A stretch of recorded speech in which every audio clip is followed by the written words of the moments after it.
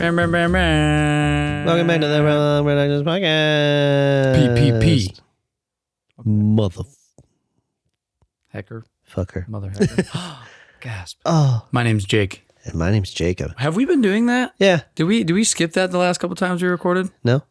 Okay. I don't think so. Because what if people forget our names? Yeah. Wouldn't that be a shame? Yeah. Crazy. God, that would suck. Yeah. I mean, it's not like they're almost exactly the same. That's right, John. All right, Ben. Let's do this. So we are here on our final session of our Mythic Odysseys of Theros little campaign here.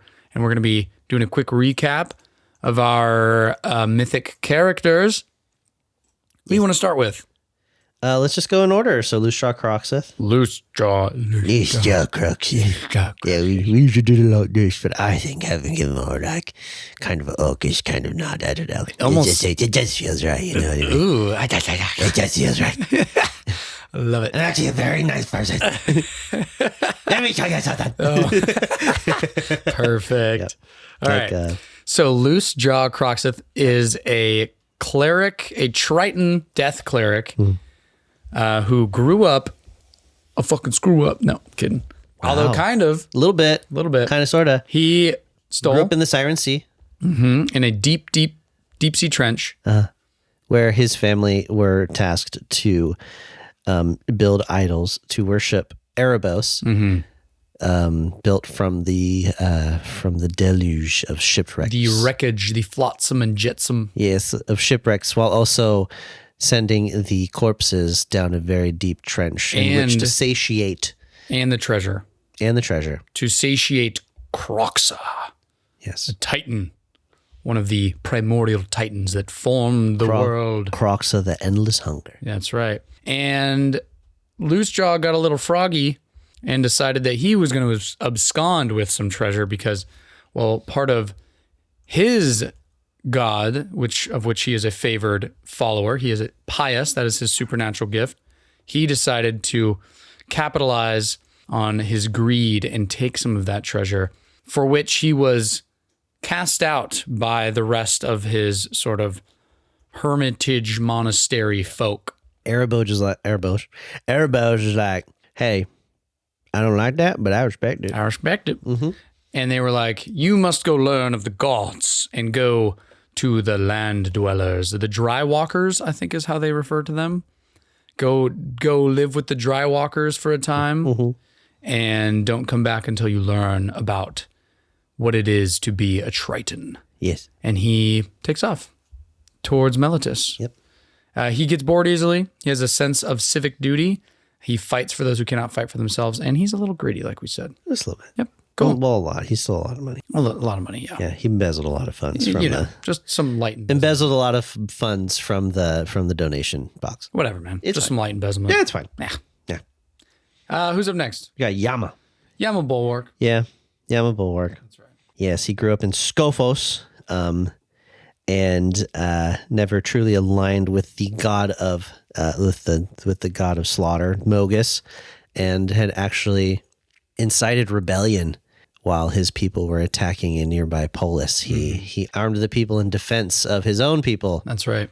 He is a samurai fighter, a folk hero, samurai fighter. We didn't know anything about samurai subclass, but it's actually pretty cool. Yeah. And he's, again, like Jacob just stated, he is a folk hero, so he has rustic hospitality. Those who know him are more likely to help him. So if he ever ends up back in the north, he is well known for his work, but he's taken aback when people don't know of him. He demands respect, but all people deserve to be treated with dignity. He pursues wealth to secure someone's love. I think we ended up on that his love was enslaved. Yes, love was enslaved, and he is making money to purchase his love's freedom. However, he is also an oracle because of his supernatural gift, which manifests through his strokes on his canvas via his calligraphy. And he was given a sign, a vision via his ink to go south. Yes, south towards Meletis. That's right. And he remembers every insult he's ever received and nurses a silent resentment. So he's a complex guy. Yeah. He's also a little horny. So funny. Who else we got? Kieran Swifthoof. Kieran Swifthoof. Centaur. Yes. Centaur. Ranger. True. Nyxborn. Horizon Walker. So, well, is Nyxborn, was not Nyxborn. That's right. Came back from the underworld Of as Elysium. Nyxborn. Of Elysium. That's right. Yes. And, is that the level of... That's the level of Elysium, yeah. That's the good level? Yeah. That's the one where, like, if you're going to die and go somewhere, you know. You want to go to That's as close to heaven as you'll get. Nice. Heck yeah. So she was slain. She was a hoplite racer. That's her background. She was an athlete.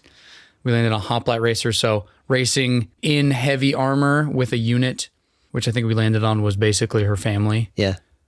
During that race, her family ran into something. Yeah. They were all slain. She was also slain along with her pet cougar cub. Meow. We never got a name. We never got a name for that cougar. No. What's the name of the mom from American Pie? I don't know. Call her Coogie. Coogie. Coogie the cougar. Yeah. Sounds like a kid's mascot. Yeah. Hey, everyone. Coogie the cougar. Hey, it's here. Coogie. Making it bad. Making it hurt extra. She was killed by something that she does not remember because she is returned. We read a little bit more into it and we found that all entities that come back from the underworld are technically returned. In which they lose all of their memories and typically become not evil, but a more spiteful, a more They angry, lose their soul. more frustrated individual. Mm-hmm. As I would be too if I had like permanent amnesia for the all of my life. Yeah. Very frustrating. She has hooves. Yeah. That as centaurs do. Yeah. Also, I've always wondered, do they have two hearts? Does the horse half and the human half have a heart, or is it just one kind of look? I bet it's just in the chest. Yeah. I bet they just have really big tummies. Oh, yeah, you're probably right. Or maybe some cool extra Or organs. really big lungs. Yeah, probably. Yeah. Yeah, because you think about it, a horse is breathing through their big old horse mouth, Yeah. but a centaur is breathing through a little human mouth. Yeah. But they're running like a horse. You're right. Yeah. Yeah. Yeah. It's mythological anatomy 101, baby. That's right. Anyway. So she was spent time in Elysium, and actually came into contact with Elspeth, who spent a short time in Elysium as well. And Who's a planeswalker. Yes. From the overarching sort of world of TCG or Magic the Gathering. Magic the Gathering, yes, is one of the prominent planeswalkers, and saw something in her and decided to save her. And in the process of saving her, not only created or turned her into a Nyxborn, becoming the embodiment of a centaur. That's right. But also becoming a Horizon Walker or a planeswalker. Yeah. And she has a lot of, pretty much all of her personality traits are very like neurotic. Yeah. She's always picking things up, absently fiddling with them, or fondling, as you love to say. Yeah. And sometimes accidentally breaking them. You know, when you actually fondle something and you break it. Yeah. Yeah. I don't know what the problem is. She's greedy. And a ruthless marauder murdered her team. Vengeance will be hers. Yep. And then her flaw is the monstrous enemy we faced in battle still leaves me. She's just mad, quivering angry, with fear, upset, scared. Sorry. Jacob's foot touched mine and I felt weird for a second. I just felt weird. Don't do it again. What's wrong? What's wrong, baby? You all right? You good? Baby, you haven't even touched my foot. You haven't touched my foot all day. Is something wrong? But yes. Do we want to discuss the thing that had killed her? I think we get into it later when let's hit the recap. You're right, because she doesn't not know. the recap. She doesn't remember. She doesn't remember. And we're gonna synopsisize. Yeah, I think that's the word. We're gonna synopsisize what kind of happens in this beginning little quest that's attached to the mythic odysseys of Theros. Short little romp to get the ball rolling. You know, you could probably get it done in 1, maybe 2 sessions. Oh, for sure. Yeah. Okay. I'd say the way I run games, I would try to probably, especially if they go, because they're going to go to Mellitus. Yeah, and you're going to want them to spend a good time in Mellitus. Yeah. At least a session doing a little romp around the city. Doing a little romp, maybe like, hey, my dog, someone stole my dog, and I'd do 3 sessions, maybe even close to 4 or 5, but I'm more narratively driven with the way that I master. Yes. So it starts with them all on a path outside Mellitus. Again, Loosejaw is going towards Mellitus to go to the place where the gods hold the most sway. Yes. Let's see. Yama is heading south because he received an oracular vision. Yes. That's right. Oracular vision. Yeah, that's right. That's right. And Kieran gets dropped off there by Elspeth, basically being told, stick with these people. You need to help them. This is your life now. Portal opens up and she just appears. Just plonks down. Yeah. Cool. Crushes the cart even more. That'd be great. Yeah. Oh, that's so funny. And then boom, immediate combat as they all are fighting against these 2 sort of, or 3 or 4, depending on if you want to give them a little run for their money. These people that chase down this individual on a horse. This individual has been shot with arrows, falls to the ground dead. They fight the assassins that killed this person. Do you want to read this little excerpt right here? The sound of racing hooves rises like rolling thunder from the direction the fallen rider emerged. 2 more riders round the bend, both wearing dark tunics. The fading light glintens upon the snarling gold masks both wear. Nice. Mm-hmm. And beautiful. They obviously kill those riders. Duh. And on the mask that they recover from the one that was slain by the riders, they find some inscriptions here. Yes, and if they are able to successfully decipher it, they get the word Kea, followed by a line after the cramped glyphs. If they do well enough, you can even get hid from eyes of mortal and God's lies wither in Orestes. And then they find an order basically from somebody on the corpses of those that just killed the assassin that says, silence the heretic Varius. His secrets must remain dead. But they are now in possession of his secrets. And from there, they, through one way or another, maybe if they're not very intelligent and they don't know who this Kea person is, maybe they decide to go towards Mellitus and find somebody who does know. And from there, they set off, they find Kea the Sage, who's a human oracle. Just outside of town. That's right. Outside the polis. She helps them uncover the meaning, tells them where to go, and basically points them towards somewhere called the Court of Orestes, which is a legendary tomb of one of Phoenix's earliest followers. And Phoenix is the god of death. No, Phoenix is the god of horizons. Its origins. Nice. No, it's not. No, Phoenix. You fail. No, I missed it. No. I missed it. You goofed it's like the god of secrets and subterfuge.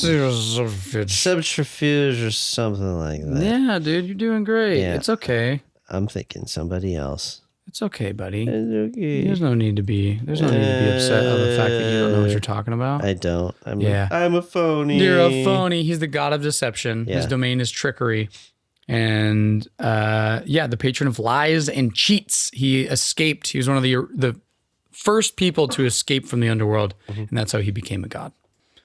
Interesting. Very interesting. Love that. Very cool. The path, they actually had the way in which he took to escape the underworld. It was named after him, the Path of Phoenix. Yes, indeed. The Path of Phoenix. Yes.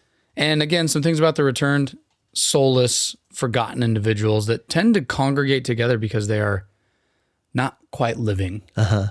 And she's probably a more unique individual because she is returned, but usually returned are the ones that have those big masks. Maybe she doesn't have a mask. Yeah, Kieran. Yeah, that's true. Make her a unique individual because she's also Nyxborn. She's got a lot going on. She does have a lot going on. Yeah, dang, does she have a lot going on. She's got a lot of legs. That's a lot of legs. A lot of problems. Yeah, legs for days. That's double the amount of legs you normally have. Yeah. More legs, more problems. Ooh, boy. You know what they say. That's right. So they go to the court of They do. The quest gives the party a chance to go to the nearest polis. Yep. We chose Melitus. Yeah. And so if you want to do like a nice little romp through Melitus and get them familiar with the polis and Give them a chance to shop. meet some vendors, maybe do some small side quests. Cool. Yeah. They hear some rumors. There's actually a rumor table here. Yeah. Do you want to roll on the rumor table? Where's the rumor table? It's underneath the polis rumors. I didn't know I was rolling. Pull out your dice tray. Pull out that dice tray, baby girl. We're rolling. All right. This may be a recap, but we got dice. We got Boy, dice howdy to are we roll. rolling. Yes, right. Let's get a rumor going. 5. 5. Groups of gold masks returned from Odunos have been harassing travelers, demanding to know if anyone's seen a returned wandering alone. Which is true, because that's exactly what's happening. It's funny that we rolled that one. That's hilarious. And then, they also maybe hear some stuff from the north. Maybe Yama hears some stuff about stuff that's going on in Fulberos, about maybe a revolution that failed, or his rival, maybe the tyrant that he tried to overthrow, is back and is amassing power again. This is a time to drop nuggets, plot hooks, baby. From there, they follow Kaya's directions, which is a journey of approximately 50 miles, according to this. So, a few days. Take a couple days, yeah. Couple days. And, you can throw some encounters at them while they're doing that. There's a couple that are mentioned here, the Waters of Lithe, the Broken King Antigonos, or whatever else you think is cool. Yeah, they say, you can fight some harpies. They've got some example stuff that you can throw in there. Or just roll any of the Mythic Odyssey of Theros creatures. That makes sense, obviously. Maybe they fight like a scaled down version of a Hydra or something cool like that, There you go. I don't. Yeah, or like a Cyclops. Those are pretty big and terrifying, but maybe they have to avoid maybe a Cyclops is like guarding the road and they have to go around. Classic troll toll. Yeah. Cyclops. Toll. Yeah. They got to do the Cyclops hops around. That's right. Okay. Okay. And then they find the court of Orestes. Yes. And we have some ideas. This is where our ideas come into play. What are those ideas, Jakob? So, we were thinking, because planeswalkers, multiplanar threat known as the Phyrexians, which we talked about with Kieran Swifthoof's background, this could be an excellent way of sort of peppering in the threat that killed not only her, but her family. And maybe she's even partially completed, or there's maybe like a... Oh, Kieran? Yeah. Maybe a little bit. That could be cool. That would be cool. Yeah. And maybe that's why, maybe she's like the visions that she's getting of something that terrified her. She doesn't remember what happened. So she's getting these visions of these weird biomechanical creatures and flashes of claws. Yeah. This crescent moon, or this downward facing crescent moon shaped face, and just this very strange alien looking world and creatures. And yeah. Just tearing through her family. Yeah. And then maybe even, you could give that. This would be a lot of fun. We're all about giving agency to the players here. This would be a good opportunity to give Kieran the choice of staying as sort of Nyxborn, or maybe giving in to her completed side. Oh yeah, and so she can become like a hybrid. Her abilities start to transform if she gives into one side or the other. Ooh. That would be fun. Yeah. But as they get to the court of Orestes, which is a place where the returned congregate. The returned, again, is more or less undead. They tend to congregate in places away from civilization because they aren't accepted, because they are different. And here they run into some returned individuals. They fight some things. There's some returned sentries in Amphisbane, which is Amphisbana. That sounds cool. Which is super cool. And they, again, run through, get some treasure. There's some secret doors and all that good stuff. They, again, standard dungeon crawl. Standard dungeon crawl. And at the very end, they learn about the nature of the message that's on Fenax's, or Varius's mask, which is a message from Fenax, because Varius is basically a returned oracle of Fenax who learned a secret before he returned from the underworld. He learned a secret in the underworld and then was returned, and he was carrying the secret back to Fenax, but was hunted down by a a returned within one of the necropolies that host the returned far, far away from civilization. This one specifically called Odunos, which is just a really gross place to be. And this could be a great opportunity. Jacob had a wonderful idea. Throw in a glimpse maybe of a Phyrexian. Or not even necessarily a glimpse of the Phyrexian. So maybe like the chamber in which they're like successfully able to decipher the mask. Now how Phyrexians transform other creatures into a Phyrexian is with a substance called glistening oil, where the creature has to be basically submerged or infused with this oil, and that's what starts that process of turning into this weird biomechanical creature. And maybe have some like glistening oil sort of scattered throughout the chamber, and then getting like someone who's got like a particularly high passive perception, or whoever has the highest, probably Kieran, right? Oh no. Oh really? Actually, Yama and Llama Llama Yama and Loose Jaw might get a glimpse of some strange creature like clinging to the ceiling, and then like skittering away as they start to turn to look to see it. Very foreboding. Yes, indeed. Yes. You don't want to play your whole hand right away. No. And give them little snippets. Yeah. And then as it scuttles away and they get to maybe pick up even a sample of this glistening oil to take with them, they decipher the mask, which leads them somewhere, which at this point, kind of wherever you want. Yeah, kind of wherever you want. Yeah. It holds a secret. The cave and tunnels that they're in, actually, if you traverse it long enough, actually connects up to, where did it go? Connects up to the Tardix River, which is the boundary between the mortal plane and the realm of the gods, or the underworld, excuse me. Nice. So that can be like they can go romping through there and discover that and say, oh, cool. Well, we'll remember this for later. And then maybe have them go to the underworld for some That would be a lot of fun. Oh, yeah. Or I was thinking first, they realize that the returned that were sent to kill Various, from whom they got the mask, the beginning of the adventure, maybe they realize the person who knows the most about these creatures is probably the one who sent the people to kill Various. Which would be from what's the name of the Odunos? Yeah, so Odunos. They get to head to Odunos, which is a city of the dead. Awful place that's led by a ruler called Timaret the Murder King. Pretty sick. Which is an absolutely insane name. So if you want to go down the grim dark route, that's an excellent choice to go down. Oh, so good. I do love a good dark fantasy. Oh, for sure. That's right. And maybe Timaret was the one who sent the assassins after Various. Yeah. So they have to go in there and they have to question him. And from there, it's basically, to reiterate, the secret that they learned from Various's mask is basically there are otherworldly entities that are threatening the very existence of our plane, a multiversal threat. Yeah. And they have to use that information as they want. Maybe they go and they try to get people in on their cause. Yeah. Or they hunt down the person who sent the assassins. Or the secret's not only that it's a multiversal threat, but that the returned are the first to fall.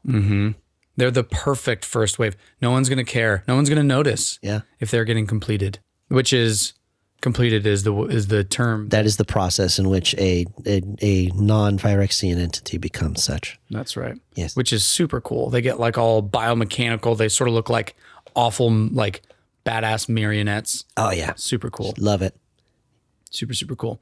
And then again, from there, maybe they go to Odunos. They travel north to get there. So they have to pass through Akros, which is like, again, the sort of Spartan analog. And that was Yama's stomping grounds for a little bit. Yep. So they get to participate in the Iroan Games, maybe at that point Yama hears the rumors coming from the north, and so he's torn. Loose Jaw maybe discovers that there is this threat, and now he's involved, and he has to go forth with them. Obviously, Kieran wants to do this. This is Kieran's chance at redemption, and she's dealing with her neuroticisms during all this time. And maybe when Loosejaw, when they go to the local polis and he like contacts Erebos is like, whatever's going on, this is an abomination of, the whole process of death, and whatever's going on needs to be stopped. Right? So now Loosejaw is basically chosen as one of Erebos's champions immediately right off the bat. You're on the front lines. Maybe he even gets more than I do. So you're the one you're the one who chosen to do this. That's cool. And maybe he even goes to Erebos's temple in Melitus on the way back and gets that like very deep vision and is granted. It'd be so cool at this point because this is a mythic journey. Oh yeah. Maybe as Loosejaw is becoming the champion of Erebos grants him like an artifact, like some sort of like not super powerful, but maybe something that upgrades with him. I'm a big fan of doing magic items like that. Yeah. Items that upgrade with the character. As they get stronger, the item gets stronger. So he gets like an artifact, and he's a death cleric. So maybe it's like a 6 scythe or something like that. Oh yeah. That would be so cool. I like it. That would be awesome. Or maybe he gets Godsend, right? The weapon created by Heliod to give to Elspeth, and then there's the dark version of that deep in the underworld, which I don't remember the name of it right now.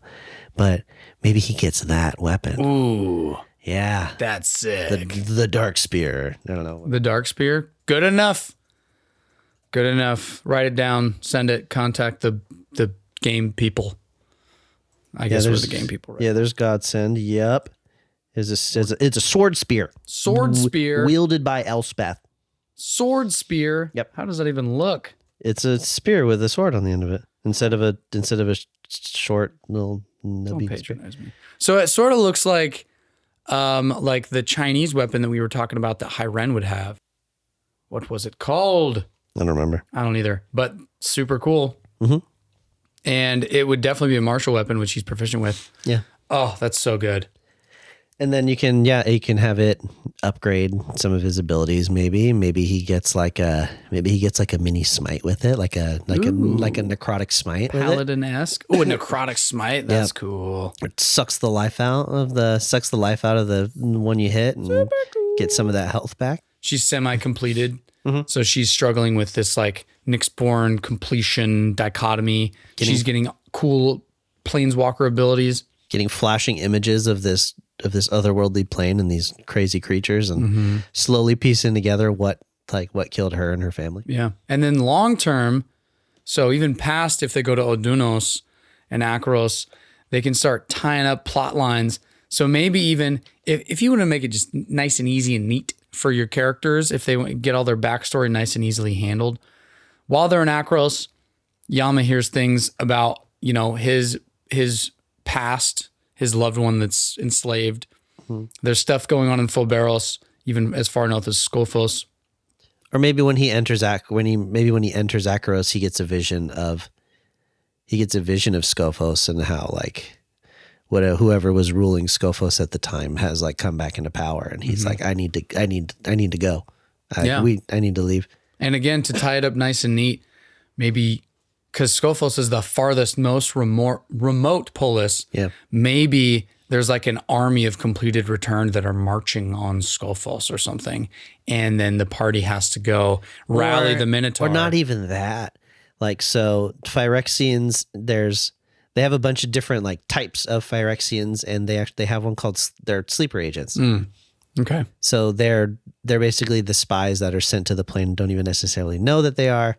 And you can have it be kind of Gene Stealer culty, or maybe they're waiting for an opportune moment to transform all these sleeper agents. Maybe since Skophos is so remote, and maybe the return population has been increasing, and so all of a sudden there's just you're just surrounded by all these Phyrexians. Maybe even in the middle of a conflict where you're trying to retake the city from whoever is ruling it at the time, mid fight or mid engagement, just all of a sudden they just start bursting out of these minotaurs. Yeah, and then it's so remote that it's we need to leave, and then people might not even believe what you're saying. But then Yama has the opportunity to fulfill and complete his role as that folk hero. Yeah, and save the tyrant, or maybe the tyrant's already been completed, and so now he has to slay the tyrant, and then maybe they like march, because at this point it's like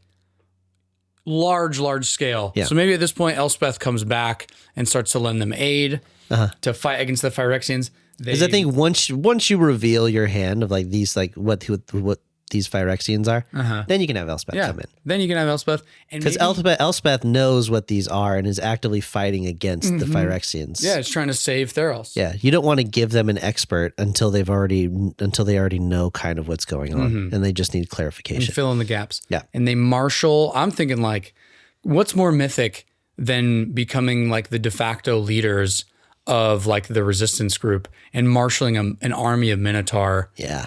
Like pulling, maybe Kieran goes and manages to pull the Ferris and the other band of centaurs together for once. Unite the centaurs. And then Yama unites the Minotaur. And this could be where you take a break in the campaign and you have these like small little side quests, and maybe Loosejaw even dives back into the sea and goes and marshals a force of Tritons, and all of the sort of subhuman races, they all band together. They form a multi-racial, multi-species army to fight against the return that have been completed. And then it's like full bore warfare. Oh yeah. Out in the Badlands. That would be sick. Yeah. And they go and support the cities who are falling under siege. Phyrexians are coming out of portals. Having like these massive like serpentine-like warships that are just coming flying in, and then Phyrexians are just like airdropping off of this giant creature and then just attacking the cities and stuff. Yeah. And again, I don't think we think this will be easy to pull off. Absolutely as a GM. not. Absolutely That's not. First of all, the main enemies aren't statted out. No. They're not. I'm sure there's somebody who has created stat blocks for it, so you might be able to find something online about that. Or just find something that's a loose analog to it, and then you give them some like, an extra couple cool abilities, and then if it's not balanced, then just like knock off some hit points as they're fitting. Oh, hey, look at this. A plane shifted guide to Phyrexia, a 5e supplement. There you go. And lo and behold, there's some stat blocks. Absolutely. See, there's something. See, the D&D community just got everything covered. They're way ahead of us here. Absolutely. And this would be so cool. You're throwing in so many different like genres here. You've got Eldritch Horror. You've got like Mythic Odyssey. You're pulling in leaders of a literal military movement. You've got planeswalkers, which aren't a faction in of themselves, but you've got these incredibly powerful entities who are coming in and just either trying to fight for or fight against. Maybe even some of the planeswalkers want this realm to be completed by Phyrexia. So you have some other planeswalkers who are coming in, like Xenagos. Xenagos was basically tricked Theros into becoming.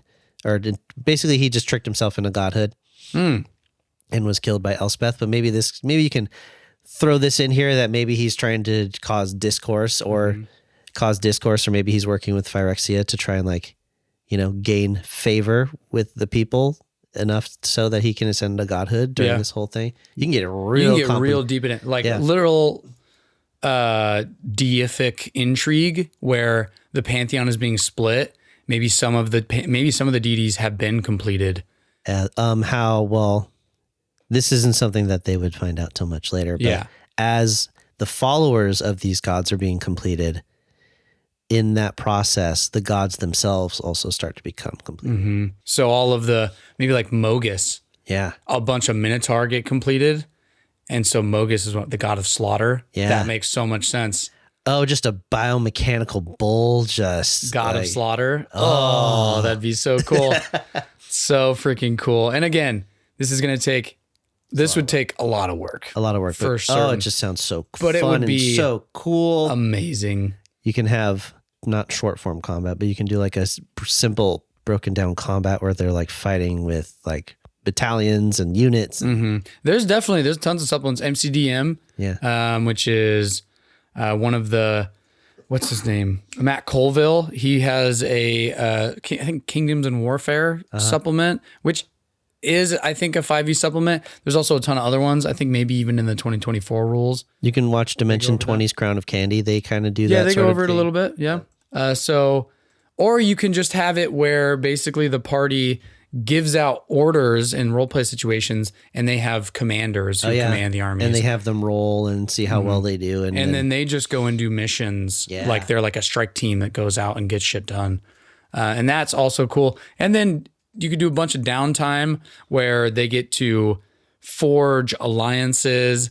They get to go out and like seek out very powerful weapons during these sort of lulls in the combat where maybe the Phyrexians pull back. And you can just full on power fantasy. So good. Amazing. I love it. This is great. I want to play this. I want to play this too. This would be I can see this being a pretty long form campaign. Absolutely. And even, I mean, you can go through, you would basically just go until you fight until you eradicate the Phyrexians from the plane. That's right. And then use the planewalkers to shut down the portals. Yeah. Elspeth is actually the one who silences like the Phyrexian invasion. So you can like go with her to fight like the queen of Phyrexians, which is Elish Norn. Ooh. Which is this super like long, elongated, like sharp, like long, sharp claws. She has like this crescent moon shaped like adornment on her, like on her head. Just the coolest. Oh yeah. She looks super freaking cool. Oh my goodness. Wow. Yeah. So maybe that can be like the big bad that you have to fight. You have to take care of like the mother. What's her name? The Queen Mother. The Queen Mother. The mother of machines. The Grand Cenobite. Yeah. The Praetor. That's so cool. She is a Praetor. That is awesome. Elish Norn, and then mother once of they, machines. and you don't have to lean into like, just do a couple like big pitched battles. Yeah. When they're at a little bit of a higher level, maybe you can do a little bit of a time skip as they forge alliances and all that stuff. Yeah. And then when they're high level, have some big pitched battles where they can kill some real high level stuff.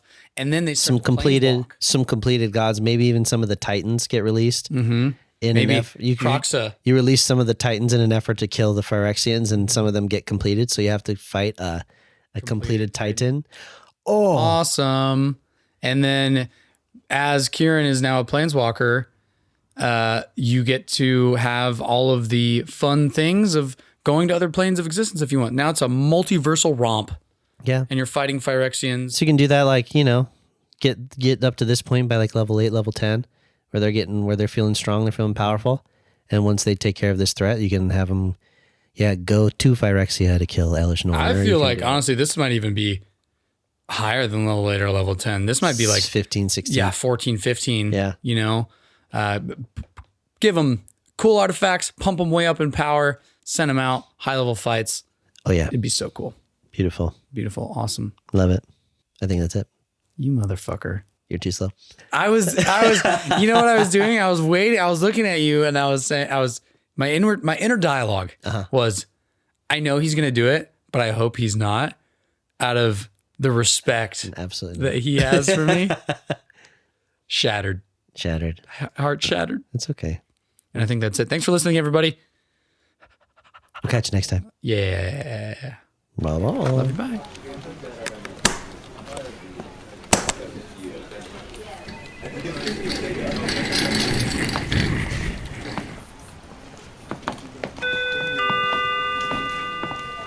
Hello everybody, this is Tammy.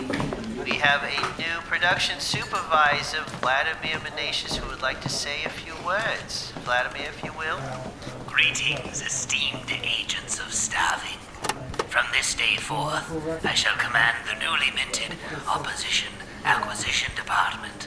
Should you possess further inquiries, you may seek me within Office Chamber 667. I eagerly anticipate forging alliances with my new subordinates. Production Team 2312 shall await a future missive in due course. That is all.